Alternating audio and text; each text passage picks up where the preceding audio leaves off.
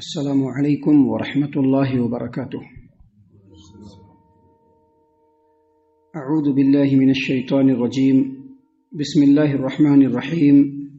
ومن اظلم ممن افترى على الله كذبا اولئك يعرضون على ربهم ويقول الاشهاد هؤلاء الذين كذبوا على ربهم الا لعنة الله على الظالمين الذين يصدون عن سبيل الله ويبغونها عوجا وهم بالآخرة هم كافرون أولئك لم يكونوا معجزين في الأرض وما كان لهم من دون الله من أولياء يضاعف لهم العذاب ما كانوا يستطيعون السمع وما كانوا يبصرون أولئك الذين خسروا أنفسهم وضل عنهم ما كانوا يفترون لا جرم أنهم في الآخرة هم الأخسرون۔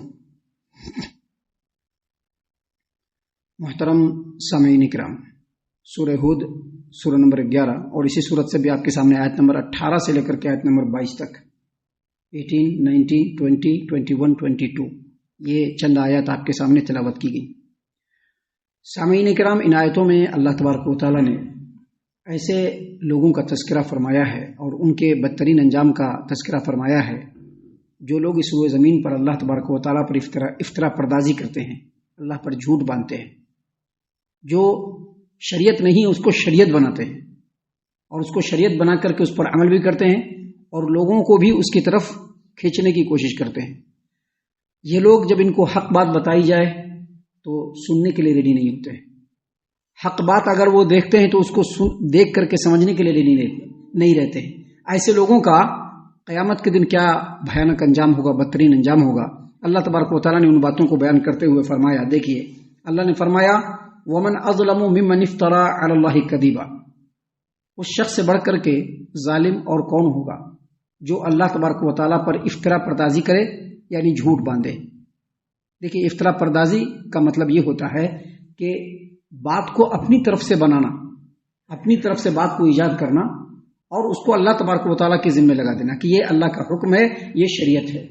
مثال کے طور پر 6 وقت کی نماز نہیں ہے، لیکن کوئی آدمی کہے کہ نہیں 6 وقت کی نماز ہے اور یہ اللہ نے فرمایا ہے، شریعت سے ثابت ہے۔ مثال کے طور پر کوئی ایک موقع جس کو عید اور پرو کے تہوار پر لوگ منائیں اور کہیں کہ یہ اللہ تبارک و تعالیٰ کی طرف سے ہے، یہ شریعت سے ثابت ہے۔ سامعین کرام، جو افطرا پردازی ہے اس کو گناہ کبیرہ میں شامل کیا گیا ہے اور اس کی کئی قسمیں ہیں۔ مثال کے طور پر ایک آدمی یا ایک گروپ اور جماعت کسی حلال چیز کو حرام قرار دے یا حرام چیز کو حلال قرار دے اور کہے کہ یہ شریعت سے ثابت ہے اور اس کو شریعت بنانا شروع کر دے، یا ایک شخص یا کوئی جماعت اللہ کو کے علاوہ کسی نبی کو، کسی فقیر کو، کسی ولی کو، کسی پیر کو، کسی آستانے کو، کسی دیول کو اپنے نفع اور نقصان کا مالک سمجھے اور یہ عقیدہ رکھے کہ قیامت کے میدان میں جب میری باز پرس ہوگی اور میری گرفت ہوگی، میری گرفتاری ہوگی، تو اس وقت ان بزرگ کے اندر، اس آستانے کے اندر، اس دیول کے اندر اتنی صلاحیت ہے کہ اللہ تبارک و تعالیٰ سے ہم کو بچا لیں گے، یا اللہ کے کلام کو اللہ کا کلام نہ سمجھنا۔ یہ سب کے سب کیا ہے؟ افطرا پردازی، یعنی جھوٹ اللہ پر۔ اللہ نے ان تمام چیزوں کے بارے میں کوئی سند نازل نہیں فرمائی، بلکہ اللہ کی نظر میں اور اللہ تبارک و تعالیٰ کے شریعت کے مطابق یہ بالکل شرک ہے۔ اللہ کے شریعت کے مطابق یہ بالکل شرک ہے اور شرک سے ملتی جلتی چیزیں۔ اللہ تبارک و تعالیٰ نے ابھی جو آیت کریمہ آیت نمبر 18 ہم نے آپ کے سامنے پیش کی، اس میں اللہ تبارک و تعالیٰ نے فرمایا ومن اظلم ممن افترى على الله كذبا، اس شخص سے بڑھ کر کے ظالم کون ہوگا جو اللہ تبارک و تعالیٰ پر جھوٹ باندھے، اللہ تبارک و تعالیٰ کے اوپر افطرا پردازی کرے۔ اللہ نے فرمایا اولئک یعرضون علی ربهم، ان لوگوں کو قیامت کے دن اللہ تبارک و تعالیٰ کے بارگاہ میں، ان کے رب کے بارگاہ میں پیش کیا جائے گا۔ وَيَقُولُ الْأَشْهَادُ هَؤُلَاءِ الَّذِينَ كَذَبُوا عَلَى رَبِّهِمْ، اور اس دن گواہ دینے والے یہ کہیں گے کہ یہی وہ لوگ ہیں هَؤُلَاءِ الَّذِينَ كَذَبُوا عَلَى رَبِّهِمْ، جنہوں نے اپنے رب کے اوپر جھوٹ باندھا، أَلَا لَعْنَةُ اللَّهِ عَلَى الظَّالِمِينَ، دیکھو خبردار ہو جاؤ ظالموں کے اوپر اللہ تبارک و تعالیٰ کی لعنت۔ یعنی ایسے جھوٹ باندھنے والے، ایسے افطرا پردازی کرنے والے، اگر ہم لوگ غور و فکر کریں گے تو ہمارے سماج و معاشرے میں ہول سیل کے بھاؤ میں ایسے لوگ مل جائیں گے، ہول سیل کے بھاؤ میں۔ آئیڈینٹیفائی کرنے کی ضرورت نہیں ہے، اس آیت کریمہ سے ہر مسلمان کو سبق لینے کی ضرورت ہے. آیت کریمہ کے اس معنی اور مفہوم سے ہر مسلمان کو سبق لینے کی ضرورت ہے. اللہ تبارک و تعالیٰ نے فرمایا کہ اللہ تبارک و تعالیٰ پر اس طرح سے افطرا پردازی کرنے والے اپنے رب کے بارگاہ میں لائے جائیں گے قیامت کے روز، اور برسر عام گواہ کے ساتھ ان کے جرم کو ثابت کیا جائے گا اور قرار واقعی سزا ان کو دیا جائے گا. گواہ اس کے اوپر گواہی دیں گے اور برسر عام ان کے ساتھ یہ معاملہ ہوگا، اور جس سزا کے وہ حقدار ہوں گے اللہ تعالیٰ اس سزا سے ان لوگوں کو دوچار فرمائے گا. لیکن اس کے مقابلے میں جو ایمان والے بندے ہوں گے، جو صحیح کو صحیح اور غلط کو غلط کہنے والے اور صحیح کے مطابق عمل کرنے والے جو بندے ہوں گے، جو ایمان والے بندے ہوں گے، جن کا ایمان ہوگا کہ اللہ نے جو فرمایا ہے وہ سچ ہے، اللہ کے کلام میں جو بات ہے وہ بالکل سچ ہے، ہمارے لیے اللہ کا کلام کافی ہے، نبی کا فرمان کافی ہے، ایسے مومنین کو اللہ تبارک و تعالیٰ قیامت کے دن بڑی نرمی کے ساتھ پیش آئیں گے اور ان کے گناہوں کو بھی اللہ معاف فرمائے گا. دیکھیے اس سلسلے میں حدیث ہے. اس آیت کریمہ کی تفسیر میں حافظ ابن کثیر رحمہ اللہ نے بھی اور تقریباً تمام مفسرین نے اس روایت کو پیش کیا ہے. صحیح البخاری کتاب المظالم باب قول اللہ تعالی الا لعنۃ اللہ علی الظالمین حدیث نمبر 2441، اور صحیح مسلم کتاب التوبہ نبی صلی اللہ علیہ وسلم نے فرمایا کہ اللہ تبارک و تعالیٰ قیامت کے دن ایک مومن کو اپنے قریب کرے گا، ایمان والے بندے کو قریب کر کے اپنے پہلو کو اس کے جسم پر رکھ دے گا تاکہ وہ چھپ جائے، کوئی اس کو دیکھے نہیں، اور خاموشی سے اللہ تبارک و تعالیٰ پوچھے گا. کیا پوچھے گا؟ پوچھے گا اللہ تبارک و تعالیٰ کہ تم نے دنیا میں یہ گناہ کیا تھا کیا؟ اقرار کرو. کہے گا کہ ہاں کیے تھے اللہ.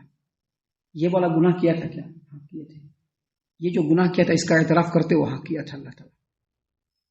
اب تمام گناہوں کا اعتراف کر لے گا تو ایمان والا سمجھے گا کہ اب تو میں ہلاک ہو گیا، کیونکہ سب گناہ اللہ کے سامنے، اللہ تو پہلے سے بھی جانتا ہے لیکن اللہ نے اعتراف کرا لیا اور اس نے اعتراف کر لیا، سمجھے گا کہ میں تباہ ہو گیا.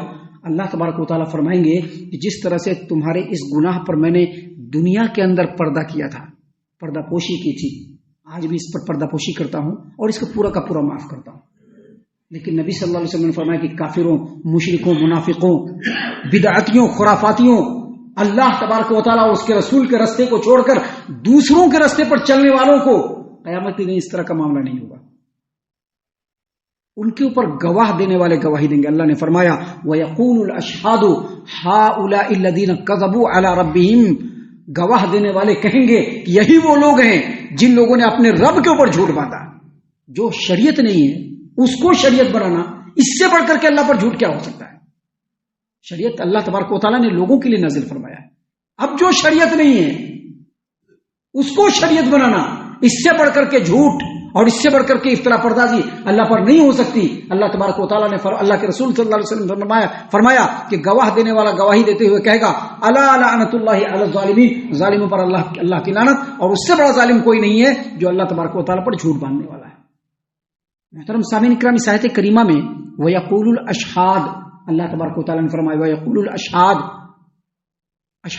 اشہاد جو ہے یہ شاہد کی بھی جمع ہے، جیسے صاحب اس کی جمع اصحاب آتی ہے، صاحب کی جمع اصحاب آتی ہے، اور یہ جو اشہاد ہے یہ شہید کی بھی جمع ہے، جیسے شریف اس کی جمع کیا آتی ہے؟ اشراف.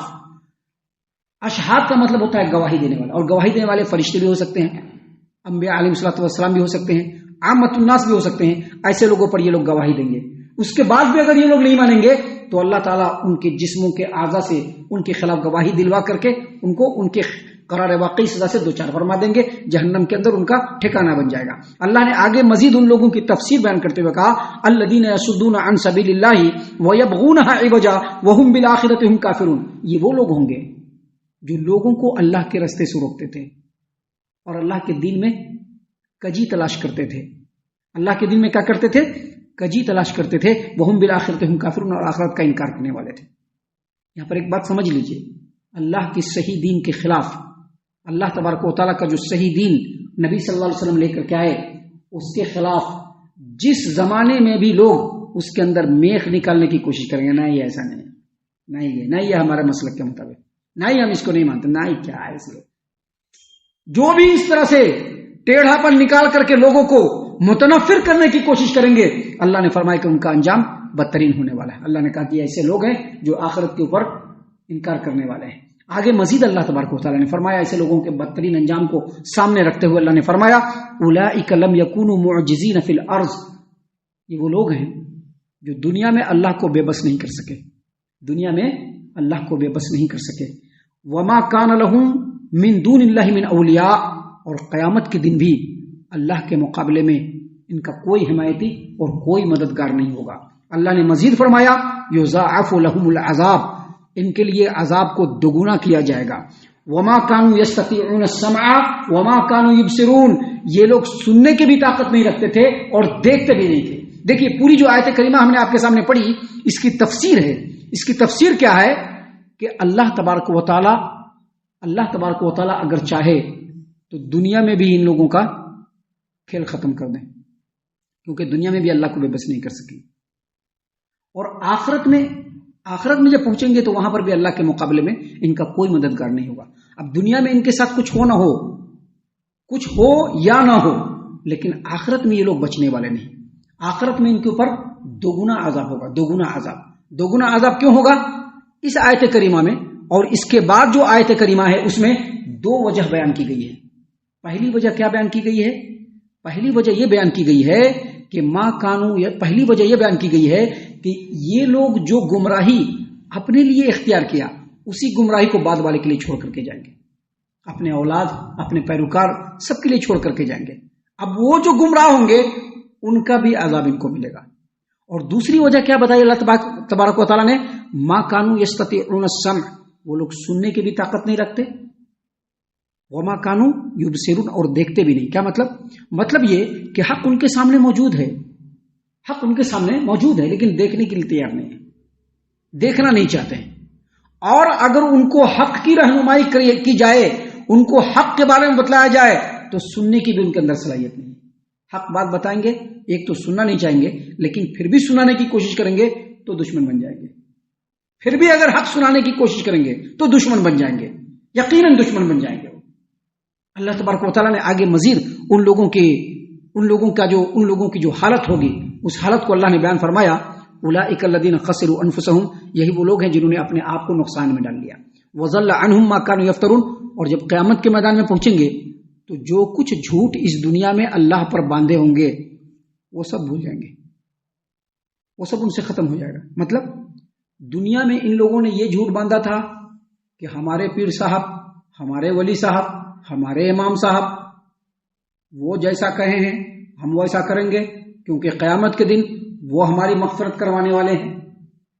اللہ تبارک و تعالیٰ کی طرف سے گرفتاری ہوگی، ہمارے پیر صاحب آ جائیں گے، ہم کو بچا لیں گے. ایسی بہت ساری چیزیں ہیں کتابوں میں لکھی ہوئی ہیں، لوگوں کے دماغوں کے اندر چھپی ہوئی ہیں. یہ باتیں آج کے ڈیٹ میں بھی لوگ اس سے جو ہے بری نہیں ہوئے. تو یہ وہ لوگ ہیں جنہوں نے اپنے آپ کو نقصان میں ڈال لیا، اور قیامت کے دن جو انہوں نے اللہ پر جھوٹ باندھا ہوگا وہ سب کے سب ختم ہو جائیں گے، وہ بھول جائیں گے. اس کو کیسے بھول جائیں گے؟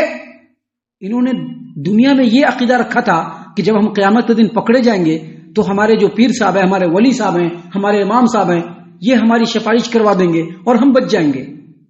لیکن جب قیامت کے دن کی ہولناکی دیکھیں گے اور قیامت کے دن کا نقشہ دیکھیں گے تو جو عقیدہ دنیا میں رکھا تھا نا وہ عقیدہ اپنے آپ ان کے دماغ سے نکل جائے گا، ختم ہو جائے گا. نہیں یار کس جگہ پڑے ہوئے تھے، آج کہاں آ کر کے پھنس گئے، اور پھنسنے کے بعد پھر نکلنے کی بھی کوئی جگہ نہیں ہو. اللہ نے مزید آگے تاکید کے ساتھ کہا لا جرم انہم فی الآخرۃ هم الخاسرون، یقیناً بے شک یہی لوگ قیامت کے دن سب سے زیادہ نقصان پانے والوں میں سے ہوں گے. تمام دوسرے لوگوں کے مقابلے میں یہ لوگ جو اللہ پر جھوٹ باندھنے والے ہوں گے. ہم اللہ سے دعا کرتے ہیں کہ اللہ تعالی ہم تمام کو توحید حق، توحید خالص کے اوپر قائم و دائم رکھے، اور اسی پر اللہ تبارک و تعالی ہماری آخرت فرمائے، ہمارا حشر فرمائے. آمین. اللہ تعالی ہم تمام کو ان تمام باتوں کے اوپر خوب غور و فکر اور تدبر کرنے کے ساتھ ساتھ ان باتوں کے اوپر عمل کرنے کی بھی توفیق عنایت فرمائے. آمین. اللہ تعالی ہم تمام کو صحیح معنوں میں پکا سچا مومن مسلمان بنائے، اللہ اور اس کے رسول صلی اللہ علیہ وسلم کی اطاعت و فرما برداری کرنے والا بنائے، صحابہ کرام رضی اللہ عنہم کے طریقے پر چلنے والا بنائے، جنت الفردوس میں جگہ عطا فرمائے۔ اے اللہ ہم تمام کو جہنم سے پناہ دے، اے رب العالمین ہم تمام کو جہنم سے پناہ دے، اے مالک الملک ہم تمام کو جہنم سے پناہ دے، آمین یا رب العالمین، وما علینا الا البلاغ المبین۔ تبارك الذي نزل الفرقان على عبده ليكون للعالمين نذيرا